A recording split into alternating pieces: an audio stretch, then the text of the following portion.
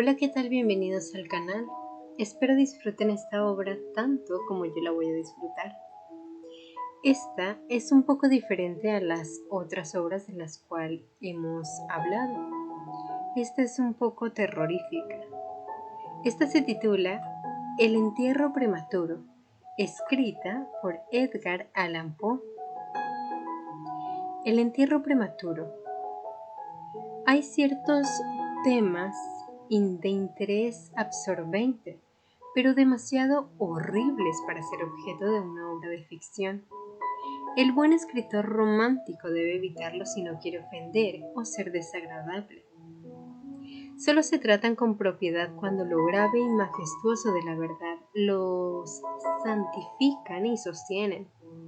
Nos estremecemos, por ejemplo, con el más intenso dolor agradable, ante los relatos del paso de Beresina, del terremoto de Lisboa, de la peste de Londres y de la matanza de San Bartolomé, o de la muerte por asfixia de los 123 prisioneros en el agujero negro de Calcuta. Pero en estos relatos lo excitante es el hecho, la realidad y la historia. Como ficciones nos parecerían sencillamente abominables. He mencionado algunas de las más destacadas y augustas calamidades que registra la historia, pero en ellas el alcance no menos que el carácter de la calamidad es lo que impresiona tan vivamente la imaginación. No necesito recordar al lector que, del largo y horrible catálogo de miserias humanas, podría haber escogido muchos ejemplos individuales más llenos de sufrimiento esencial que cualquiera de esos inmensos desastres generales. La verdadera desdicha, la ficción última, en realidad es particular, no difusa. Demos gracias a Dios misericordioso que los horrorosos extremos de agonía los sufra el hombre individualmente y nunca en masa. Ser enterrado vivo es, sin ningún género de duda, el más terrorífico extremo que jamás haya caído en suerte a un simple mortal. Que le ha caído en suerte con frecuencia, con mucha frecuencia, nadie con capacidad de juicio lo negará. Los límites que separan la vida de la muerte son, en el mejor de los casos, borrosos e indefinidos. ¿Quién podría decir dónde termina uno y dónde empieza el otro? Sabemos que hay enfermedades en las que se produce un cese total de las funciones aparentes de la vida y, sin embargo, ese cese no es más que una suspensión, para llamarle por su nombre. Hay solo pausas temporales en el incomprensible mecanismo. Transcurrido cierto periodo, algún misterioso principio oculto pone de nuevo en movimiento los mágicos piñones y las ruedas fantásticas. La cuerda de plata no quedó suelta para siempre, ni irreparablemente roto el vaso de oro, pero, entre tanto, ¿dónde estaba su alma? Sin embargo, aparte de la inevitable conclusión a priori que tales causas deben producir tales efectos, que los bien conocidos casos de vida en suspenso, una y otra vez, provocan inevitablemente entierros prematuros. Aparte de esta consideración tenemos el testimonio directo de la experiencia médica y del vulgo que prueba que en realidad tienen lugar un gran número de estos entierros. Yo podría referir ahora mismo, si fuera necesario, 100 ejemplos bien probados, uno de características muy asombrosas y cuyas circunstancias igual quedan aún vivas en la memoria de algunos de mis lectores. Ocurrió no hace mucho en la vecina ciudad de Baltimore, donde causó una conmoción penosa, intensa y muy extendida. La esposa de uno de los más respetables ciudadanos, abogado eminente y miembro del Congreso, fue atacada por una repentina e inexplicable enfermedad que burló el ingenio de los médicos. Después de padecer mucho, murió, o se supone que murió. Nadie sospechó, y en realidad no había motivos para hacerlo, que no estaba verdaderamente muerta. Presentaba todas las apariencias comunes de la muerte. El rostro tenía el habitual contorno contraído y sumido, Los labios mostraban la habitual palidez marmórea. Los ojos no tenían brillo. Faltaba el calor. Cesaron las pulsaciones. Durante 3 días el cuerpo estuvo sin enterrar. Y en primero, ese tiempo adquirió una rigidez pétrea. Resumiendo, se adelantó el funeral por el rápido avance de lo que se supuso era descomposición. La dama fue depositada en la cripta familiar que permaneció cerrada durante los 3 años siguientes. Al expirar ese plazo se abrió para recibir un sarcófago, pero ¡ay, qué terrible choque esperaba el marido cuando abrió personalmente la puerta! Al empujar los portones, un objeto vestido de blanco cayó rechinando en sus brazos. Era el esqueleto de su mujer con la mortaja puesta. Una cuidadosa investigación mostró la evidencia que ella había revivido a los 2 días de ser sepultada, que sus luchas dentro del ataúd habían provocado la caída de éste desde una repisa o nicho al suelo, y al romperse el féretro pudo salir de él. Apareció vacía una lámpara que accidentalmente se había dejado llena de aceite dentro de la tumba. Puede, no obstante, haberse consumido por evaporación. En los peldaños superiores de la escalera que descendía a la espantosa cripta había un trozo de ataúd con el cual, al parecer, la mujer había intentado llamar la atención golpeando la puerta de hierro. Mientras hacía esto, probablemente se desmayó o quizá murió de puro terror, y al caer, la mortaja se enredó en alguna pieza de hierro que sobresalía hacia adentro. Allí quedó y así se pudrió, erguida. En el año 1810 tuvo lugar en Francia un caso de inhumación prematura, en circunstancias que contribuyen mucho a justificar la afirmación que dice que la verdad es más extraña que la ficción. La heroína de la historia era Mademoiselle Victorine Lafourcade, una joven de ilustre familia, rica y muy guapa. Entre sus numerosos pretendientes se contaba Julien Bossuet, un pobre literario o periodista de París. Su talento y su amabilidad habían despertado la atención de la heredera que, al parecer, se había enamorado realmente de él, pero el orgullo de casta la llevó por fin a rechazarlo y a casarse con un tal Monsieur Renelle, banquero y diplomático de cierto renombre. Después del matrimonio, sin embargo, este caballero descuidó a su mujer y quizá llegó a pegarle. Después de pasar unos años desdichados, ella murió. Al menos su estado se parecía tanto al de la muerte que engañó a todos quienes la vieran. Fue enterrada, no en una cripta, sino en una tumba común en su aldea natal. Desesperado y aún inflamado por el recuerdo de su cariño profundo, el enamorado viajó de la capital a la lejana provincia donde se encontraba la aldea, con el romántico propósito de desenterrar el cadáver y apoderarse de sus preciosos cabellos. Llegó a la tumba. A medianoche desenterró el ataúd, lo abrió y cuando iba a cortar los cabellos, se detuvo ante los ojos de la amada, que se abrieron. La dama había sido enterrada viva.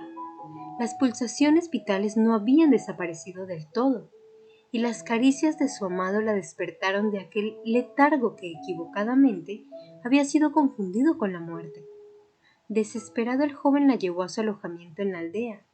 Empleó unos poderosos reconstituyentes aconsejados por sus no pocos conocimientos médicos. En resumen, ella revivió, reconoció a su Salvador, permaneció con él hasta que lenta y gradualmente recobró la salud. Su corazón no era tan duro, y esta última lección de amor bastó para ablandarlo. Lo entregó a Bossuet. No volvió junto a su marido, sino que, ocultando su resurrección, huyó con su amante a América. 20 años después, los dos regresaron a Francia, convencidos que el paso del tiempo había cambiado tanto la apariencia de la dama que sus amigos no podrían reconocerla. Pero se equivocaron, pues al primer encuentro, Monsieur Renelle reconoció a su mujer y la reclamó. Ella rechazó la reclamación y el tribunal la apoyó. resolviendo que las extrañas circunstancias y el largo periodo transcurrido habían abolido no solo desde un punto de vista equitativo, sino legalmente la autoridad del marido. La revista de Cirugía de Leipzig, publicación de gran autoridad y mérito que algún editor americano haría bien en traducir y publicar, relata en uno de los últimos números un acontecimiento muy penoso que presenta las mismas características. Un oficial de artillería, hombre de gigantesca estatura y salud excelente, fue derribado por un caballo indomable y sufrió una contusión muy grave en la cabeza, que le dejó inconsciente. Tenía una ligera fractura de cráneo, pero no se percibió un peligro inmediato. La trepanación se hizo con éxito. Se le aplicó una sangría y se adoptaron otros muchos remedios comunes, pero cayó lentamente en un sopor cada vez más grave y por fin se le dio por muerto. Hacía calor y lo enterraron con prisa indecorosa en uno de los cementerios públicos. Sus funerales tuvieron lugar un jueves. Al domingo siguiente, el parque del cementerio, como de costumbre, se llenó de visitantes, y alrededor del mediodía se produjo un gran revuelo provocado por las palabras de un campesino que, habiéndose sentado en la tumba del oficial, había sentido removerse la tierra, como si alguien estuviera luchando abajo. Al principio nadie prestó demasiada atención a las palabras de este hombre, pero su evidente terror y la terca insistencia con que repetía su historia produjeron al fin su natural efecto en la muchedumbre.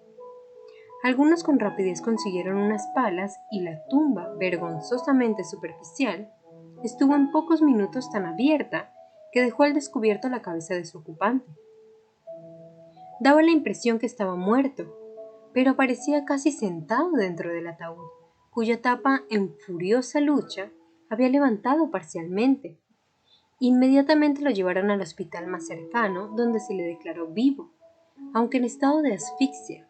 Después de unas horas volvió en sí, reconoció a algunas personas conocidas y con frases inconexas relató sus agonías en la tumba. Por lo que dijo, estaba claro que la víctima mantuvo la conciencia de vida durante más de una hora después de la inhumación, antes de perder los sentidos. Habían rellenado la tumba sin percatarse con una tierra muy porosa sin aplastar, y por eso le llegó un poco de aire. Oyó los pasos de la multitud sobre su cabeza y a su vez trató de hacerse oír. El tumulto en el parque del cementerio, dijo, fue lo que seguramente lo despertó de un profundo sueño, pero al despertarse se dio cuenta del espantoso horror de su situación. Este paciente, según cuenta la historia, iba mejorando y parecía encaminado hacia un restablecimiento definitivo, cuando cayó víctima de la charlatanería de los experimentos médicos.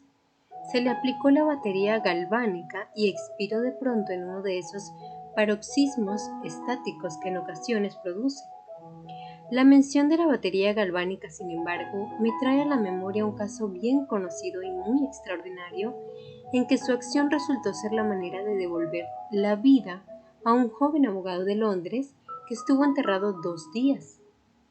Esto ocurrió en 1831 y entonces causó profunda impresión en todas partes, donde era tema de conversación. El paciente, el señor Edward Stapleton, había muerto aparentemente de fiebre tifoidea, acompañada de unos síntomas anómalos que despertaron la curiosidad de sus médicos. Después de su aparente fallecimiento, se pidió a sus amigos la autorización para un examen post-mortem, pero estos se negaron. Como sucede a menudo ante estas negativas, los médicos decidieron desenterrar el cuerpo y examinarlo a conciencia en privado. Fácilmente llegaron a un arreglo con uno de los numerosos grupos de ladrones de cadáveres que abundan en Londres, y la tercera noche después del entierro, el supuesto cadáver fue desenterrado de una tumba de 8 pies de profundidad y depositado en el quirófano de un hospital privado. Al practicársele una incisión de cierta longitud en el abdomen, el aspecto fresco e incorrupto del sujeto sugirió la idea de aplicar la batería. Hicieron sucesivos experimentos con los efectos acostumbrados, sin nada de particular en ningún sentido, salvo en una o dos ocasiones una apariencia de vida mayor de la tercera norma en cierta acción convulsiva.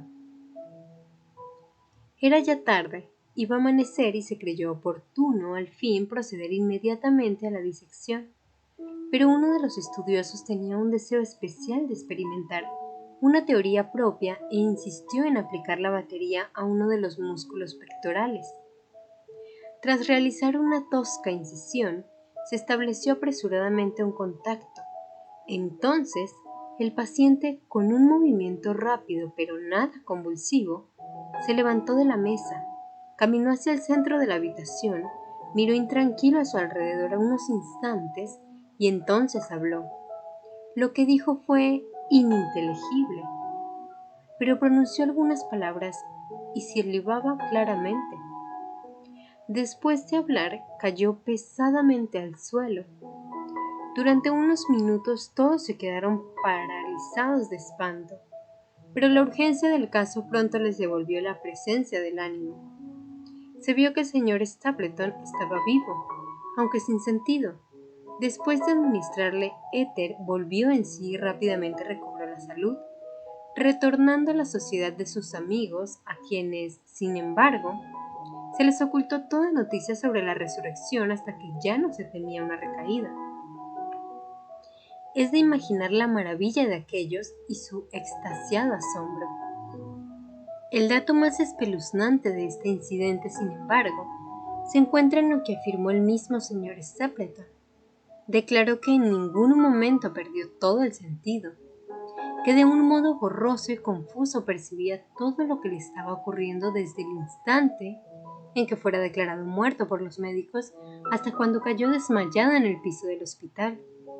Estoy vivo, fueron las incomprendidas palabras que, al reconocer la sala de disección, había intentado pronunciar en aquel grave instante de peligro. Sería fácil multiplicar historias como estas, pero me abstengo, porque en realidad no nos hacen falta para establecer el hecho que sucede en entierros prematuros. Cuando reflexionamos en las raras veces en que, por la naturaleza del caso, tenemos la posibilidad de descubrirlos, debemos admitir que tal vez ocurren más frecuentemente de lo que pensamos. En realidad casi nunca se han removido muchas tumbas de un cementerio, por alguna razón, sin que aparecieran esqueletos en posturas que sugieren la más espantosa de las sospechas. La sospecha es espantosa, pero es más espantoso el destino. Puede afirmarse sin vacilar que ningún suceso se presta tanto a llevar al colmo de la angustia física y mental como el enterramiento antes de la muerte. La sospecha es espantosa, pero es más espantoso el destino. Puede afirmarse sin vacilar que ningún suceso se presenta tanto a llevar al colmo de la angustia física y mental como el enterramiento antes de la muerte. La insoportable opresión de los pulmones, las emanaciones sofocantes de la tierra húmeda, la mortaja que se adhiere, el rígido abrazo de la estrecha morada, la oscuridad de la noche absoluta, el silencio como un mar que abruma, la invisible pero palpable presencia del gusano vencedor. Estas cosas, junto con los deseos del aire y de la hierba que crecen arriba, con el recuerdo de los queridos amigos que volarán a salvarnos si se enteraran de nuestro destino, y la conciencia que nunca podrán saberlo, que nuestra suerte irremediable es la de los muertos de verdad. Estas consideraciones, digo, llevan el corazón aún palpitante a un grado de espantoso e insoportable horror, ante el cual la imaginación más audaz retrocede. No conocemos nada tan angustioso en la tierra, no podemos imaginar nada tan horrible en los dominios del más profundo infierno, y por eso todos los relatos sobre este tema despiertan un interés profundo, interés que, sin embargo, gracias a la temerosa reverencia hacia este tema, depende justa y específicamente de nuestra creencia en la verdad del asunto narrado. Lo que voy a contar ahora es mi conocimiento real, mi experiencia efectiva y personal. Durante varios años sufrí ataques de ese extraño trastorno que los médicos han decidido llamar catalepsia. a falta de un nombre que mejor lo defina, aunque tanto las causas inmediatas como las predisposiciones e incluso el diagnóstico de esta enfermedad siguen siendo misteriosas, su carácter evidente y manifiesto es bien conocido. Las variaciones parecen serlo, principalmente de grado. A veces el paciente se queda un solo día o incluso un periodo más breve en una especie de exagerado letargo. Está inconsciente y extremadamente inmóvil, pero las pulsaciones del corazón aún se perciben débilmente. Quedan unos indicios de calor, una leve coloración. Persiste en el centro de las mejillas y al aplicar un espejo a los labios, podemos detectar una torpe, desigual y vacilante actividad de los pulmones. Otras veces el trance dura semanas e incluso meses. Mientras el examen más minucioso y las pruebas médicas más rigurosas no logran establecer ninguna diferencia material entre el estado de la víctima y lo que concebimos como muerte absoluta, por regla general los salvan del entierro prematuro sus amigos, que saben que sufría anteriormente de catalepsia, y la consiguiente sospecha, pero sobre todo les salva la ausencia de corrupción. La enfermedad, por fortuna, avanza gradualmente.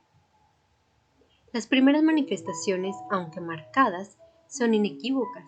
Los ataques son cada vez más característicos y cada uno dura más que el anterior. En esto reside la mayor seguridad, de cara a evitar la inhumación. El desdichado cuyo primer ataque tuviera la gravedad con que en ocasiones se presenta, sería casi inevitablemente llevado vivo a la tumba. Mi propio caso no difiere en ningún detalle importante de los mencionados en los textos médicos. A veces sin ninguna causa aparente me hundía poco a poco en un estado de semisíncope o casi desmayo, y ese estado, sin dolor, sin capacidad de moverme o realmente de pensar, pero con una borrosa y letárgica conciencia de la vida y de la presencia de los que rodeaban mi cama, duraba hasta que la crisis de la enfermedad me devolvía, de repente, el perfecto conocimiento. Otras veces el ataque era rápido, fulminante. Me sentía enfermo, aterido, helado, con escalofríos y mareos, y de repente me caía postrado. Entonces durante semanas todo estaba vacío, negro, silencioso, y la nada se convertía en el universo. La total aniquilación no podía ser mayor. Despertaba, sin embargo, de estos últimos ataques lenta y gradualmente en contra de lo repentino del acceso. Así como amanece el día para el mendigo que vaga por las calles en la larga y desolada noche de invierno, sin amigos ni casa, así lenta, cansada, alegre volvía a mí la luz del alma. Pero aparte de esta tendencia al síncope, mi salud general parecía buena, y no hubiera podido percibir que sufría esta enfermedad, a no ser que una peculiaridad de mi sueño pudiera considerarse provocada por ella. Al despertarme nunca podía recobrar enseguida el uso completo de mis facultades, y permanecía siempre durante largo rato en un estado de azoramiento y perplejidad, ya que las facultades mentales en general y la memoria en particular se encontraban en absoluta suspensión. En todos mis padecimientos no había sufrimiento físico, sino una infinita angustia moral. Mi imaginación se volvió macabra. Hablaba de gusanos, de tumbas, de epitafios. Me perdía en meditaciones sobre la muerte y la idea del entierro prematuro se apoderaba de mi mente. El espeluznante peligro al cual estaba expuesto me obsesionaba día y noche. Durante el primero, la tortura de la meditación era excesiva. Durante la segunda, era suprema.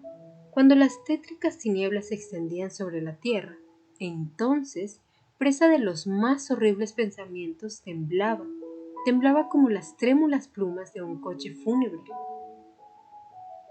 Cuando mi naturaleza ya no aguantaba la vigilia, me sumía en una lucha que al fin me llevaba al sueño, pues me estremecía pensando que, al despertar, podía encontrarme metido en una tumba. Y cuando por fin me hundía en el sueño, lo hacía solo para caer de inmediato en un mundo de fantasmas, sobre el cual flotaba con inmensas y tenebrosas alas negras la única predominante y sepulcral idea. De las innumerables imágenes melancólicas que me oprimían en sueños, elijo para mi relato una visión solitaria. Soñé que había caído en un trance cataléptico de más duración y profundidad que lo normal. De repente, una mano helada se posó en mi frente y una voz impaciente, farfullante, susurró en mi oído: «Levántate». Me incorporé. La oscuridad era total. No podía ver la figura del que me había despertado. No podía recordar ni la hora en que había caído en trance, ni el lugar en que me encontraba. Mientras seguía inmóvil, intentando ordenar mis pensamientos, la fría mano me agarró con fuerza por la muñeca, sacudiéndola con petulencia, mientras la voz farfullante decía de nuevo: «Levántate. ¿No te he dicho que te levantes?» «¿Y tú?», pregunté. «¿Quién eres?» «No tengo nombre en las regiones donde habito», replicó la voz tristemente. «Fui un hombre y soy un espectro. Era despiadado, pero soy digno de lástima. Ya ves que tiemblo. Me rechinan los dientes cuando hablo, pero no es por el frío de la noche eterna. Pero este horror es insoportable. ¿Cómo puedes dormir tú tranquilo? No me dejan descansar los gritos de estas largas agonías. Estos espectáculos son más de lo que puedo soportar. Levántate. Ven conmigo a la noche exterior y deja que te muestre las tumbas. ¿No es este un espectáculo de dolor? Mira». Miré y la figura invisible que aún seguía apretándome la muñeca consiguió abrir las tumbas de toda la humanidad, y de cada una salían las irradiaciones fosfóricas de la descomposición, de forma que pude ver sus más escondidos rincones y los cuerpos amortajados en su triste y solemne sueño con el gusano. Pero ¡ay! Los que realmente dormían, aunque fueran muchos millones, eran menos que los que no dormían en absoluto, y había una débil lucha, y había un triste y general desasosiego, y de las profundidades de los innumerables pozos salía el melancólico frotar de las vestiduras de los enterrados.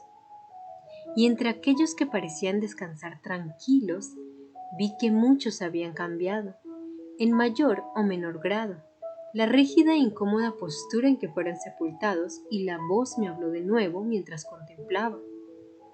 ¿No es esto, acaso un espectáculo lastimoso? Pero antes que encontrara palabras para contestar, la figura había soltado mi muñeca, las luces fosfóricas se extinguieron y las tumbas se cerraron con repentina violencia, mientras de ellas salía un tumulto de gritos desesperados repitiendo: «¿No es esto, Dios mío, acaso un espectáculo lastimoso?». Fantasías como esta se presentaban por la noche y extendían su terrorífica influencia incluso en mis horas de vigilia. Mis nervios quedaron destrozados y fui presa de un horror continuo. Ya no me atrevía a montar a caballo, a pasear ni a practicar ningún ejercicio que me alejara de casa. En realidad ya no me atrevía a fiarme de mí lejos de la presencia de los que conocían mi propensión a la catalepsia, por miedo a que, en uno de esos ataques, me enterraran antes de conocer mi estado realmente. Dudaba del cuidado y de la lealtad de mis amigos más queridos. Temía que en un trance más largo de lo acostumbrado, se convencieran que ya no había remedio. Incluso llegaba a temer que, como les causaba muchas molestias, quizás se alegraran de considerar que un ataque prolongado era la excusa suficiente para librarse definitivamente de mí. En vano trataban de tranquilizarme con las más solemnes promesas.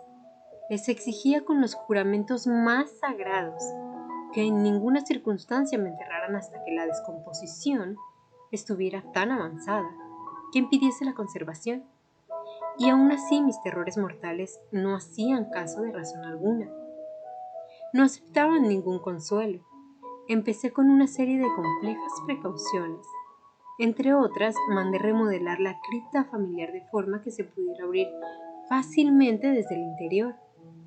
A la más débil presión sobre una larga palanca que se extendía hasta muy dentro de la cripta, se abrirían rápidamente los portones de hierro. También estaba prevista la entrada libre de aire y de luz, y adecuados recipientes con alimentos y agua al alcance del ataúd preparados para recibirme. Este ataúd estaba acolchado con un material suave y cálido y dotado de una tapa elaborada según el principio de la puerta de la cripta, incluyendo resortes ideados de forma que el más débil movimiento del cuerpo sería suficiente para que se soltara. Aparte de esto, del techo de la tumba colgaba una gran campana, cuya soga pasaría, estaba previsto, por un agujero en el ataúd y estaría atada a una mano del cadáver. Pero ¡ay! ¿De qué sirve la precaución contra el destino del hombre? Ni siquiera estas bien urdidas seguridades bastaban para librar de las angustias más extremas de la inhumación en vida a un infeliz destinado a ellas. Llegó una época, como me había ocurrido antes a menudo, en que me encontré emergiendo de un estado de total inconsciencia a la primera sensación débil e indefinida de la existencia. Lentamente, con paso de tortuga, se acercaba el pálido amanecer gris del día psíquico, un desasosiego aletargado, una sensación apática de sordo dolor, ninguna preocupación, ninguna esperanza, ningún esfuerzo. Entonces, después de un largo intervalo, un zumbido en los oídos. Luego, tras un lapso de tiempo más largo, una sensación de hormigueo o comezón en las extremidades. Después, un periodo aparentemente eterno de placentera quietud, durante el cual las sensaciones que se despiertan luchan con transformarse en pensamientos. Más tarde, otra corta zambullida en la nada. Luego un súbito restablecimiento. Al fin, el ligero estremecerse de un párpado e inmediatamente después, un choque eléctrico de terror, mortal e indefinido, que envía la sangre a torrentes desde las sienes al corazón. Y entonces el primer esfuerzo por pensar, y entonces el primer intento de recordar, y entonces un éxito parcial y vancente. Y entonces la memoria ha recobrado tanto su dominio que en cierta medida tengo conciencia de mi estado. Siento que no me estoy despertando de un sueño corriente. Recuerdo que he sufrido de catalepsia. Y entonces, por fin, como si fuera la embestida de un océano, el único peligro horrendo, la única idea espectral y siempre presente, abruma mi espíritu estremecido. Unos minutos después que esta fantasía se apoderase de mí, me quedé inmóvil. ¿Y por qué? ¿No podía reunir valor para moverme? ¿No me atrevía a hacer el esfuerzo que desvelara mi destino? Sin embargo, algo en mi corazón me susurraba que era seguro. La desesperación, tal como ninguna otra clase de desdicha produce, solo la desesperación me empujó, después de una profunda duda, a abrir mis pesados párpados. Los levanté. Estaba oscuro, todo oscuro. Sabía que el ataque había terminado. Sabía que la situación crítica de mi trastorno había pasado. Sabía que había recuperado el uso de mis facultades visuales y, sin embargo, todo estaba oscuro, oscuro, con la intensa y absoluta falta de luz de la noche que dura para siempre. Intenté gritar y mis labios y mi lengua reseca se movieron convulsivamente, pero ninguna voz salió de los cavernosos pulmones que, oprimidos como por el peso de una montaña, jadeaban y palpitaban con el corazón en cada inspiración laboriosa y difícil. El movimiento de las mandíbulas, en el esfuerzo por gritar, me mostró que estaban atadas. Como se hace con los muertos, sentí también que yacía sobre una materia dura y algo parecido me apretaba los costados. Hasta entonces no me había atrevido a mover ningún miembro. pero al fin levanté con violencia mis brazos, que estaban estirados, con las muñecas cruzadas. Chocaron con una materia sólida que se extendía sobre mi cuerpo a no más de 6 pulgadas de mi cara. Ya no dudaba que reposaba al fin dentro de un ataúd. Y entonces, en medio de toda mi infinita desdicha, vino dulcemente la esperanza como un querubín, pues pensé en mis precauciones. Me retorcí e hice espasmódicos esfuerzos para abrir la tapa. No se movía. Me toqué las muñecas buscando la soga. No la encontré. Y entonces mi consuelo huyó para siempre, y una desesperación aún más inflexible reinó triunfante, pues no pude evitar percatarme de la ausencia de las almohadillas que había preparado con tanto cuidado. Y entonces llegó de repente a mis narices el fuerte y peculiar olor de la tierra húmeda. La conclusión era irresistible. No estaba en la cripta. Había caído en trance lejos de casa, entre desconocidos. No podía recordar cuándo y cómo, y ellos me habían enterrado como a un perro, metido en algún ataúd común, cerrado con clavos y arrojado bajo tierra y para siempre, en alguna tumba común y anónima. Cuando este horrible convencimiento se abrió paso con fuerza hasta lo más íntimo de mi alma, luché una vez más por gritar, y este segundo intento tuvo éxito. Un largo, salvaje y continuo grito o alarido de agonía resonó en los recintos de la noche subterránea. «Oye, oye, ¿qué es eso?», dijo una voz áspera, como respuesta. «¿Qué diablos pasa ahora?», dijo un segundo.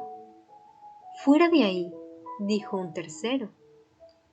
«¿Por qué aulla de esa manera como un gato montés?», dijo un cuarto.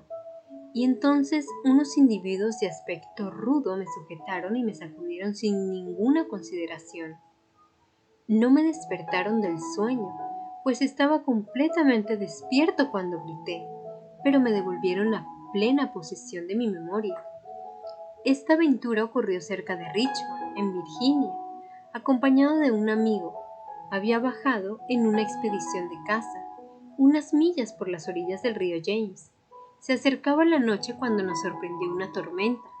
La cabina de una pequeña chalupa anclada en la corriente y cargada de tierra vegetal nos ofreció el único refugio accesible. Le sacamos el mayor provecho posible y pasamos la noche a bordo. Me dormí en una de las 2 literas. No hace falta describir las literas de una chalupa de 60 o 70 toneladas. La que yo ocupaba no tenía ropa de cama. Tenía una anchura de 18 pulgadas. La distancia entre el fondo y la cubierta era exactamente la misma. Me resultó muy difícil meterme en ella. Sin embargo, dormí profundamente y toda mi visión, pues no era ni un sueño ni una pesadilla, surgió naturalmente de las circunstancias de mi postura, de la tendencia habitual de mis pensamientos y de la dificultad que ya he mencionado de concentrar mis sentidos y sobre todo de recobrar la memoria durante largo rato después de despertarme. Los hombres que me sacudieron eran los tripulantes de la chalupa y algunos jornaleros contratados para descargarla. De la misma carga procedía el olor a tierra. La venda en torno a las mandíbulas era un pañuelo de seda con el que me había atado la cabeza a falta de un gorro de dormir. Las torturas que soporté, sin embargo, fueron indudablemente iguales en aquel momento a las que de la verdadera sepultura. Eran de un horror inconcebible, increíblemente espantosas, pero del mal procede el bien, pues su mismo exceso provocó en mi espíritu una reacción inevitable. Mi alma adquirió temple, vigor. Salí fuera, hice ejercicios duros, respiré aire puro, pensé en más cosas que en la muerte. Abandoné mis textos médicos, quemé el libro de Buchan, no leí más pensamientos nocturnos, ni grandilocuencia sobre cementerios, ni cuentos de miedo como este. En muy poco tiempo me convertí en un hombre nuevo y viví una vida de hombre. Desde aquella noche memorable descarté para siempre mis aprensiones sepulcrales y con ellas se desvanecieron los achaques catalépticos de los cuales quizás fueran menos consecuencia que causa. Hay momentos en que incluso para el sereno ojo de la razón, el mundo de nuestra triste humanidad puede parecer el infierno, pero la imaginación del hombre no es gratis para explorar con impunidad todas sus cavernas. ¡Ay! La torva legión de los terrores sepulcrales no se puede considerar como completamente imaginaria, pero los demonios, en cuya compañía Afrasiab hizo su viaje por el Oxus, tienen que dormir o nos devorarán. Hay que permitirles que duerman o pereceremos. Y este es el fin de esta corta, pero diría yo terrorífica historia, ya que nos trata de hacer como meternos un poquito en la piel de aquellas personas que sufren de este trastorno, que para mí es horrible, siquiera imaginármelo porque es algo espantoso, así que bueno, disfruté mucho de la historia, al igual que todas las que siempre les leo. Espero que ustedes también la hayan disfrutado tanto como yo. Así que un abrazo y un beso a la distancia y nos vemos en el próximo video, en la próxima historia, en la próxima novela o en el próximo cuento.